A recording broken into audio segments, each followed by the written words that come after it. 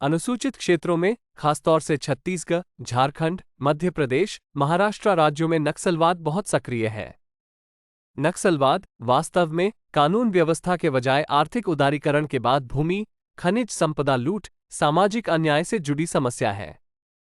धन्ना सेठों ने इन क्षेत्रों में प्रशासनिक व्यवस्था को भ्रष्ट और बेअसर कर दिया है।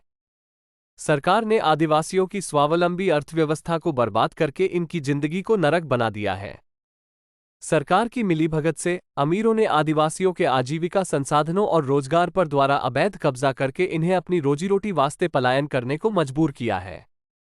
दुख की बात है, विकास के लोक लुभावन वादों से नेताओं ने आदिवासियों का वोट लिया, लेकिन इनको पूंजीपतियों की बाजारी शोषक व्यवस्था पर छोड़कर नारकीय जिंदगी जीने को मजबूर किया है।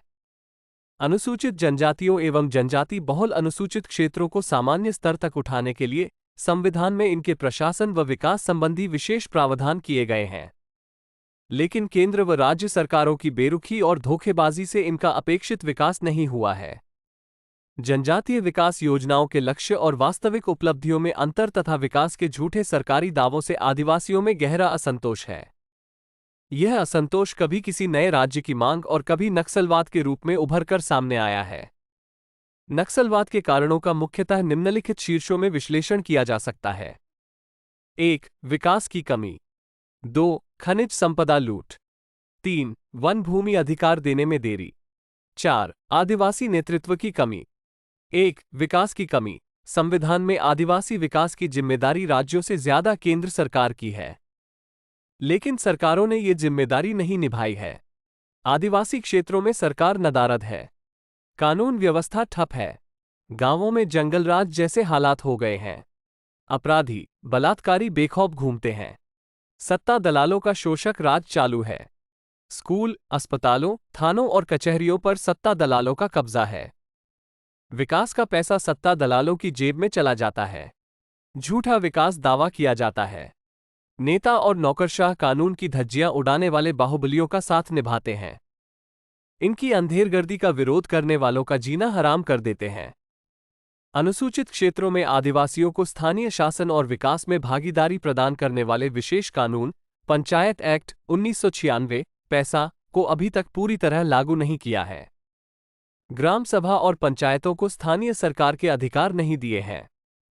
संसद ने संविधान के भाग 9A को अनुच्छेद 243 जैद सी के तहत अनुसूचित क्षेत्रों की नगर पालिकाओं में विस्तार नहीं किया है, जिससे शहरी जमीन पर गैर आदिवासियों का कब्जा बढ़ रहा है।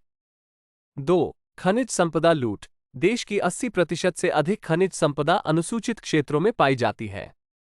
इसकी खुली लूट चालू है। सुप्रीम कोर्ट निर्णयों के बावजूद इसका लाभ आदिवासियों को नहीं मिला है, जिससे आदिवासियों में गहरा असंतोष है। खनिज संपदा लूट के विरोध करने वालों को नक्सलवादी, माओवादी बता करके जेल में डाल दिया जाता है या मार दिया जाता है। 3. वन भूमि अधिकार देने में देरी। सदियों से वनों में रहने वाले लोगों को भूमि व वन अधिकार देने के लिए अनुसूचित जनजाति एवं अन्य पारंपरिक वन निवासी वनाधिकार मान्यता एक्ट 2006 बनाया है, जिसके तहत ऐसे लोगों को दीर्घावधि के वंशानुगत तथा अहस्तांतरणीय अधिकार प्रदान करने का प्रावधान है, लेकिन अभी तक ये काम अधूरा है। अब सुप्रीम कोर्ट ने 13 फरवरी 2019 को करीब 15 लाख परिवारों को वनों से बाहर निकालने का आदेश देकर असंतोष बढ़ा दिया है। 4. आदिवासी नेतृत्व की कमी। निहित स्वार्थों ने आदिवासियों को दबाव, फंसाओ और हटाओ की नीति से इनके नेतृत्व को ऊपर नहीं उठने दिया है। ब्राह्मणवादी पार्टियां आदिवासी सांसदों, विधायकों को आदिवासी हित के मुद्दे नहीं उठाने देती हैं। आदिवासियों में प्रशासनिक क्षमता की कोई कमी नहीं है, लेकिन विभिन्न दबंग सवर्ण नियंत्रित राजनीतिक दलों ने आदिवासी नेताओं को नेतृत्व का अवसर देने के बजाय इनको दबाकर सत्ता दलाल बना दिया है। नक्सलवाद की शुरुआत मार्च 1967 में पश्चिम बंगाल के दार्जिलिंग जिले के एक गांव नक्सलवारी के कुछ दलित एवं आदिवासी किसानों ने सामंती शोषण व भूमि सुधार की समस्याओं के बारे में आवाज उठाई, जिसने बाद में देशव्यापी आंदोलन का रूप ले लिया। नक्सलबारी से पैदा होने के कारण यह आंदोलन नक्सलवाद के नाम से जाना जाता है।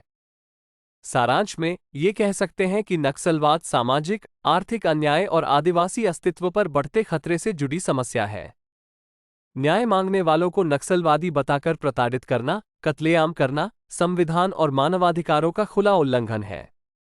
इसका समाधान सदियों से दबाए सताए बहुजनों को डर के साए में रखने के बजाय उन्हें संविधान के तहत सामाजिक और न्याय और विकास में सक्रिय भागीदारी सुनिश्चित की जाए।